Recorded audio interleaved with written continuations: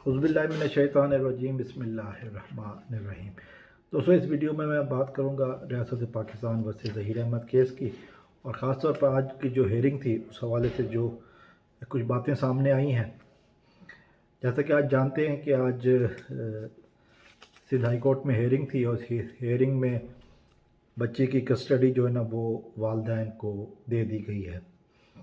इस हवाले से बहुत सारी वीडियोस बन चुकी हैं, बहुत सारी बातें हो चुकी हैं। टेम्परेरी कस्टडी है, लेकिन कस्टडी है। बच्ची इस वक्त वालिदैन के पास है, और अब जब तक मैं वीडियो रिकॉर्ड कर रहा हूँ बच्ची घर पर पहुँच चुकी है। आगे की बात यही है। उससे पहले हम बात करेंगे जो कुछ आज अदालत में हुआ। एक दो वीडियोस में बना चुका हूँ कि किस तरह ज़हीर अहमद ने अदालत के अंदर भी अपनी हरकतें जारी रखने का काम किया, और हरासमेंट जो बच्चे को करता रहा। उसके अलावा जो दूसरी बात मैं करना चाहूँगा वो जो इस दरिंदे ज़हीर के जो वकील साहब हैं उनका जो जज साहब के साथ मुकालमा हुआ, उन्होंने अपनी वही बात पुरानी जो कल उन्होंने कहा कि जी इस कोर्ट को ये हेयरिंग्स करने का इख्तियार ही नहीं है, और यहाँ पे हेयरिंग नहीं होनी चाहिए, ये कोर्ट के ड्यूरिस्डिक्शन से बाहर है। और इस तरह की दरख्वास्त जो है ना ये फैमिली कोर्ट में भी दे चुके हैं, जिस पर जज साहब ने कहा कि आप हमें कानून सिखा रहे हैं। क्या आप समझते हैं कि जो कुर्सी पर बैठा है जज उसको कानून नहीं आता? कि उन्होंने कहा अब तुम हमें कानून सिखाओगे? हम जानते हैं कि हमारा काम क्या है, हमें अपना काम करने दो। हमें पता है कि हमने अपना काम कैसे करना है, और वो हम बेखूबी कर रहे हैं। तो ये जज साहब ने बेसिकली औकात याद कराई है कि तुम वकील हो, जज नहीं हो।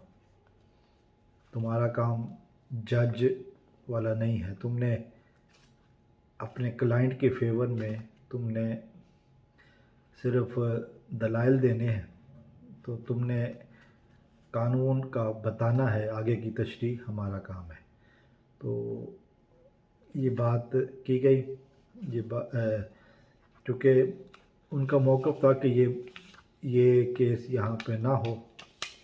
जैसा कि मैंने अपनी पिछली बहुत सारी वीडियोस में कहा कि इनका मकसद कानून से भागना है, कानून के आगे पेश होना नहीं है। चूँकि ये जानते हैं कि दरिंदा ज़हीर जो है ना ये मुजरिम है, और इसने उस बच्ची को अगवा करने का घिनौना जुर्म किया, जिसको बाद में इसने झूठा निकाहनामा पेश करके आगे की बात की। तो मेरे ख़्याल में ये जज के ऊपर प्रेशराइज़ करने की जो अटेम्प्ट थी इनकी वो बुरी तरह नाकाम रही, और जज ने कहा कि हमें हमारा काम करने दो, हम जानते हैं कि हमारा काम क्या है, हम उसको बखूबी कर रहे हैं, और तुम हमें कानून सिखाने की कोशिश न करो, ना तुम हमें डिक्टेट करने की कोशिश करो या मैनिपुलेट करने की कोशिश करो।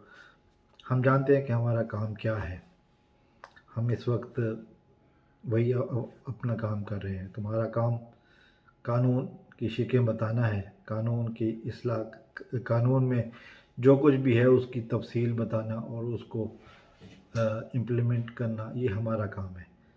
तो जज साहब की इस रिमार्क्स के बाद फिर जे.एन. फारूकी चुप हो गए। ज़ाहिर है उनको तो अपने क्लाइंट को बचाने के लिए हर किस्म की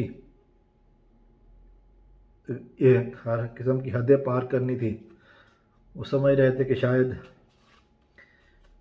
ट्रायल कोर्ट का या फैमिली कोर्ट की तरह का कोई जज है जो कि उनकी बातों से दब जाएगा, लेकिन हाई कोर्ट का मैटर कुछ और होता है। वाकई उस बंदे ने धूप में बाल सफ़ेद किए हैं। अदालत का काम, जजों का काम कानून बनाना नहीं है, कानून जो मौजूद है उसकी तशरीह करना है। वकीलों का काम ان کے کیس پہ کون سا قانون لاگو ہوتا ہے اس کے بارے میں بتانا ہے، جو کہ